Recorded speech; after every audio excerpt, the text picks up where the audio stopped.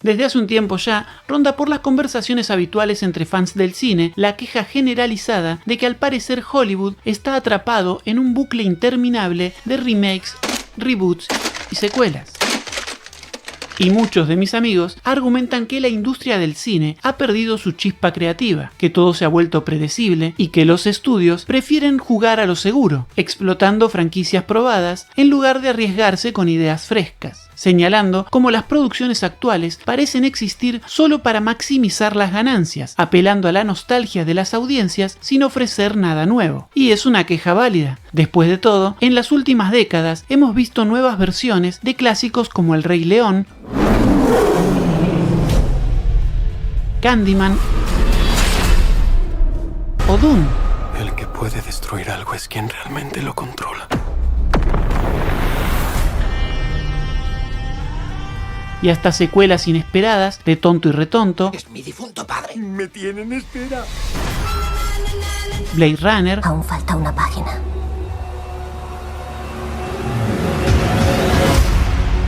o Top Gun. Los de tu tipo están en extinción. Tal vez, señor. Pero hoy no será. Así que la pregunta se vuelve inevitable. ¿Se quedó Hollywood sin ideas originales?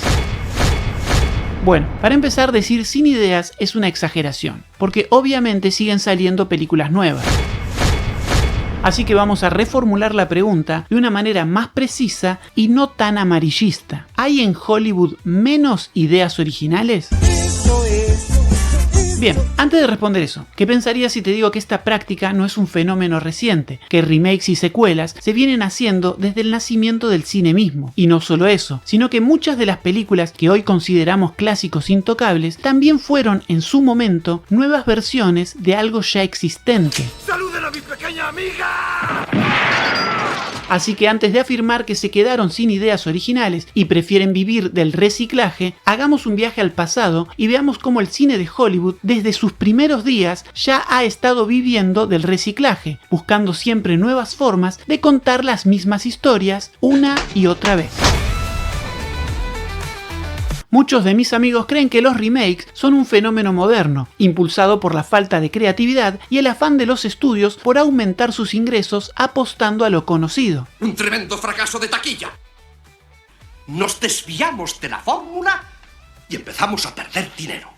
Sin embargo, la realidad es que los remakes han existido prácticamente desde que el cine es cine. Uno de los primeros ejemplos lo encontramos en la película Ben-Hur, ganadora de 11 premios Oscar. Por la magia de la moderna cinematografía, se mezclan y se enaltecen. En 1925 se estrenó Ben-Hur: A Tale of the Christ, una superproducción muda que deslumbró por sus impresionantes secuencias de acción y su escala épica. Décadas después, en 1959, se realizó una nueva versión de la misma historia que se convirtió en una de las películas más premiadas por la Academia. Ben-Hur shares the electricity of the moment which sees that monumental production set an all-time Academy Awards record. 11 Oscars are won by MGM's Ben-Hur. Ben-Hur, world's most honored picture, recognized by filmmakers, exhibitors, and the public as the screen's mightiest achievement. Es interesante pensar que esta icónica obra que muchos conocemos no era realmente original, sino un remake de una película que ya existía, con una historia que ya se había contado en el cine y se volvió a contar en el nuevo remake de 2016. ¡Levántate ya! Y aprovecho para aclarar algo importante que suele generar confusión entre mis amigos. Cuando una película se basa en un libro, como en el caso de Ben-Hur, por ejemplo, que se basa en una novela publicada en 1880, ya sea que se mantenga fiel al material original o se desvíe completamente, es una adaptación, una reinterpretación de la obra literaria en formato cinematográfico. Pero si hablamos de una nueva versión de una historia que ya se había llevado al cine, aunque se base en la misma novela, es un remake, porque es una nueva interpretación de una historia que ya fue adaptada previamente al formato audiovisual. Por ejemplo, El planeta de los simios, la película original de 1968, está basada en la novela La planète des Cygnes de 1963, así que esta película es una adaptación que convierte la historia literaria en una experiencia audiovisual para el público, aunque no siga al pie de la letra la trama original del libro. ¡Maniáticos! ¡Lo habéis destruido!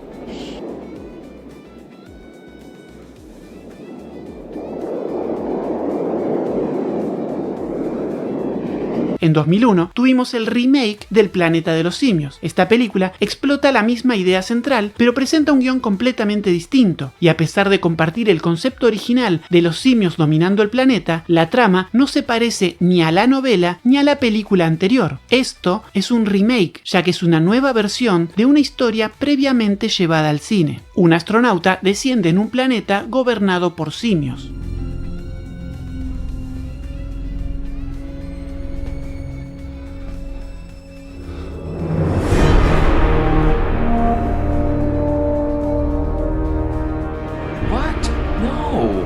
Y en 2011 tenemos un reboot. ¿Y por qué esto es un reboot y no un remake? Porque a pesar de que parte de la misma idea básica, no cuenta la historia de un astronauta que desciende en un planeta gobernado por simios. Por eso es un reboot y no un remake. Y si alguna vez entras en duda de si lo que estás viendo es un remake o un reboot, recordá esto. Un remake te cuenta una nueva versión de la misma historia. Un reboot te cuenta otra historia dentro del mismo concepto. Sigamos con el video. A lo largo de los años 30 y 40, los estudios de Hollywood adaptaban una y otra vez las mismas historias, probando diferentes enfoques según el avance de la tecnología y el gusto del público. Un caso interesante es el de The Maltese Falcon, de 1941, considerada hoy por muchos un clásico del cine negro. I know the value in human life you people put on it. Aunque no son tantos los que saben que este fue el tercer intento por adaptar la novela en que se basa. Hubo dos versiones anteriores, una en 1931 How do you do? Won't you sit down? Thank you.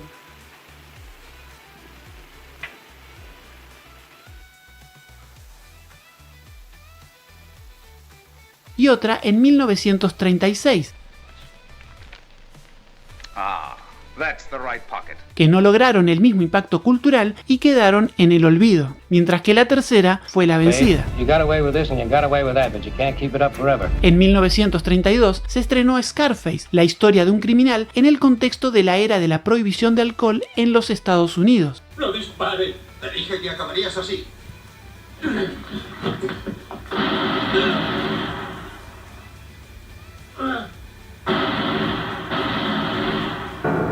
Y en 1983 se estrenó un remake que trasladaba la historia al mundo del narcotráfico en Miami. Ya no es fácil el contrabando, caballero. Esta reinterpretación fue tan influyente que terminó eclipsando a la película original, convirtiéndose en un referente cultural por derecho propio. ¡Necesitas un maldito ejército para acabarme! La película de King Kong de 1933 tuvo su primer remake en 1976.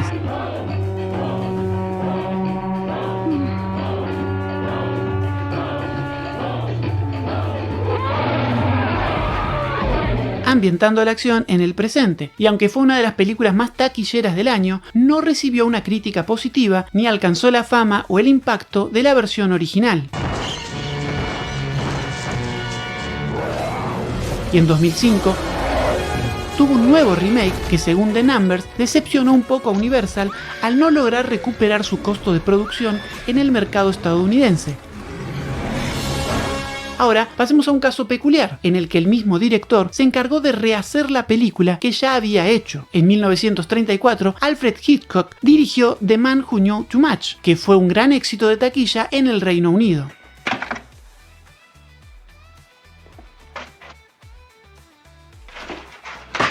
Y en 1956 realizó una nueva versión en Hollywood, que también fue un éxito comercial, y según el propio Hitchcock, la segunda versión era mejor porque contaba con más recursos y más experiencia como director. En 1951 se estrenó The Thing from Another World, una película de ciencia ficción sobre una criatura alienígena que amenaza a un grupo de científicos en el Ártico. Y no solo fue un éxito comercial, sino que también recibió muy buenas críticas por su atmósfera de tensión.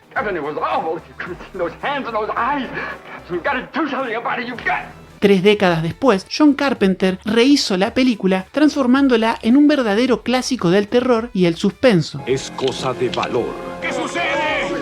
Es cosa de peligro. No saldremos de aquí con vida. Cinema Espectacular presenta La Cosa. La Mosca fue una película de 1958 que mezclaba ciencia ficción y horror y contaba la historia sobre un científico que accidentalmente se fusiona con una mosca durante un experimento. En una original combinación de horror y ciencia ficción.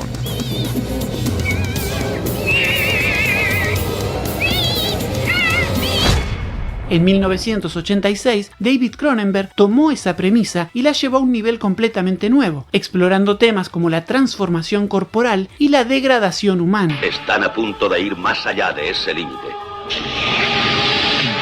La Mosca. Los remakes son una forma de reinterpretar historias y volver a venderlas, adaptándolas al público de cada época. Y en ciertos casos, estas nuevas versiones lograron eclipsar a las originales, convirtiéndose en los clásicos que hoy conocemos. Mi trabajo es ser repetitivo. Mi trabajo. Mi trabajo. Repetir es mi trabajo. Imagínate 3 conjuntos, uno dentro del otro. El primer conjunto es la película original. El segundo conjunto, que solo puede existir dentro del primero, es el remake, que como dije antes, es una nueva versión de la historia original. Y el tercer conjunto es el reboot, que se diferencia del remake al tomar el concepto o el universo de una película o saga y lo reinterpreta de una manera muy distinta, con nuevos enfoques, tal vez diferentes personajes o incluso cambiando el tono y el desarrollo. Un reboot reinventa desde cero la historia que conocemos, sin repetir la trama original, pero contando con los mismos elementos básicos. Y si bien es un concepto que ha existido en el cine desde los años 40 o 50, no se popularizó hasta el 2000, así que esta práctica sí podemos considerarla relativamente reciente, por lo que queda fuera de nuestro análisis. Pero quería mencionarla para que no diera la impresión de que olvidé incluirla, y dejar en claro que no se viene abusando tanto desde el inicio del cine de este recurso como del recurso de las secuelas. Y hablando de secuelas, actualmente estamos acostumbrados a las interminables secuelas de franquicias que exprimen hasta la última gota de lo que pueden dar. Y hay que decir que en la época que mi abuela iba al cine, ella también ya estaba acostumbrada a eso. Hola, niños. Soy la abuela de Jacinto. Jacinta. Quería pedirle que traten bien a mi nietito. A veces es medio mape. Ay, caen los anteojos. Jacinto, bueno, hágale un Patreon y quiéranlo mucho.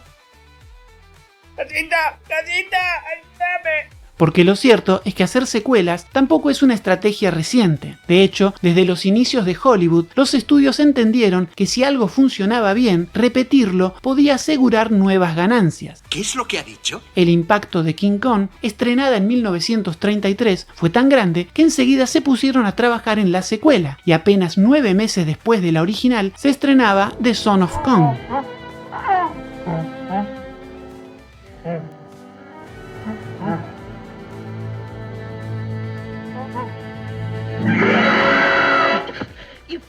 Aunque no alcanzó el mismo éxito, demuestra cómo incluso en los años 30 los estudios buscaban explotar al máximo el éxito de una película con secuelas rápidas.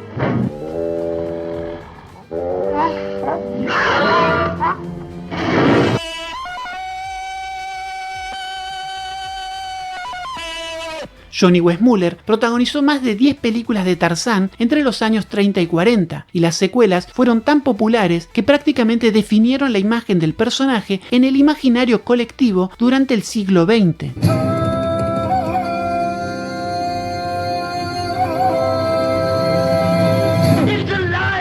Otro caso significativo es el de Frankenstein. Tras el éxito de la adaptación de 1931, Universal decidió expandir la historia con la secuela Bride of Frankenstein en 1935, considerada por la crítica incluso superior a la original y una de las películas más importantes de la historia del cine de terror.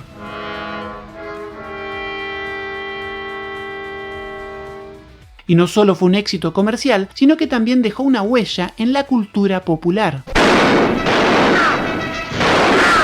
Y en 1939 sacaron Son of Frankenstein, a la que le fue bien en taquilla, aunque no logró llegar a las cifras de las 2 películas anteriores. El planeta de los simios de 1968 ¡Quita tus sucias patas de encima, mono asqueroso! tuvo 4 secuelas, estrenando una nueva cada año. Debajo del planeta de los simios en 1970. ¿Qué es lo que ha pasado? ¿Qué puede haber sucedido para...? Escape del planeta de los simios en 1971. Does the other one talk? Only when she lets me.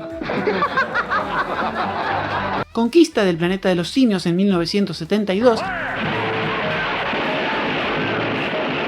Y Batalla por el planeta de los simios en 1973.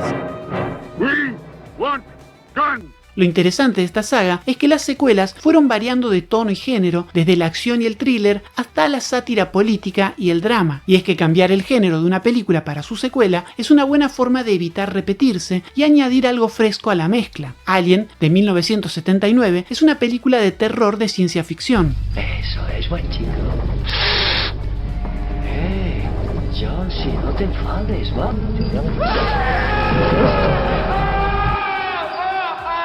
Aliens, de 1986, es una película de acción con elementos de horror. Van a ir ustedes allí a destruirlos, ¿verdad? No a estudiarlos, sino a eliminarlos. Ese es el plan. Y hablando de horror, Viernes 13 tuvo 7 secuelas en 9 años.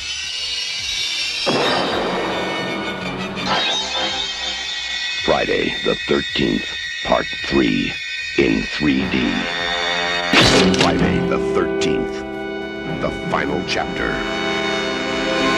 Friday the 13th, Part 5, a new beginning.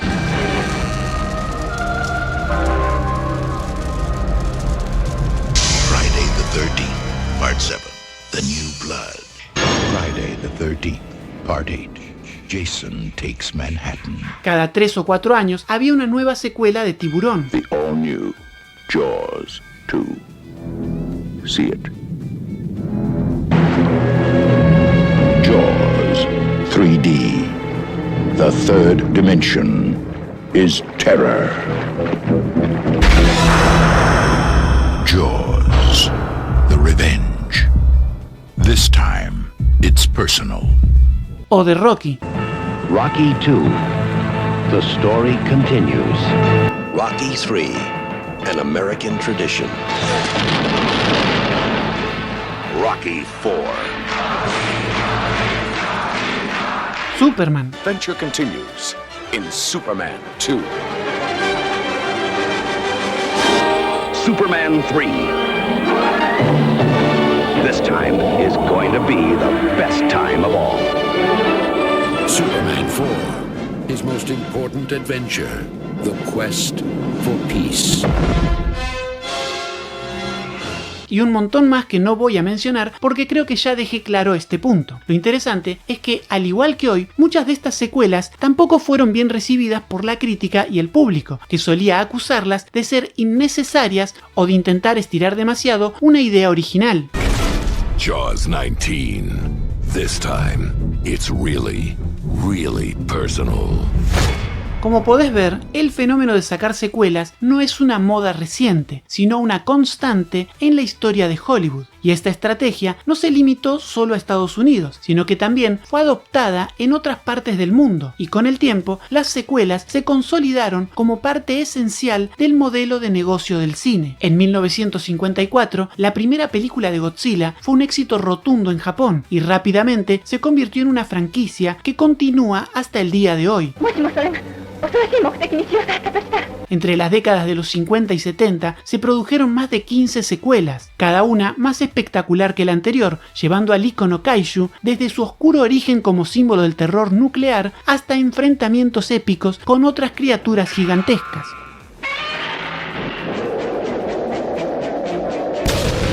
Pero ya voy a hablar de Godzilla en su propio video especial para este canal, así que por ahora volvamos a Hollywood. Retomemos la pregunta inicial. ¿Hay en Hollywood menos ideas originales? Yo creo que no. Creo que sigue teniendo la misma cantidad reducida de ideas originales que siempre tuvo, y sigue apostando a lo seguro a mansalva como siempre hizo. Solo que ahora es distinto. ¿Quién se ha dejado la nevera abierta? Infierno 6. Hundimiento global. A lo largo de la historia del cine, el concepto de originalidad ha sido una constante ilusión. Las ideas nacen, se reinterpretan y se transforman, adaptándose al contexto de cada época y al público que las consume. Como hemos visto, los remakes y secuelas no son nada nuevo en su negocio y han sido siempre parte esencial de su industria. Sin embargo, el hecho de que una idea no sea completamente original no significa que no pueda ser fresca o emocionante. Un remake puede aportar nuevas capas de profundidad y una secuela puede expandir el universo de una historia. Lo que realmente importa no es si una historia ha sido contada antes, sino cómo se cuenta esta vez. Por eso se me ocurre que tal vez el problema no es que hagan remakes, secuelas y reboots, sino que las hagan peor que las originales. Lo que jode no es que sigan haciendo películas de Indiana Jones o Terminator, lo que jode es que las hagan mal. Mi favorita de Back to the Future es la segunda. ¿Pero tú estás bien? ¿Necesitas ayuda? ¡Solo hay un hombre que puede ayudarme!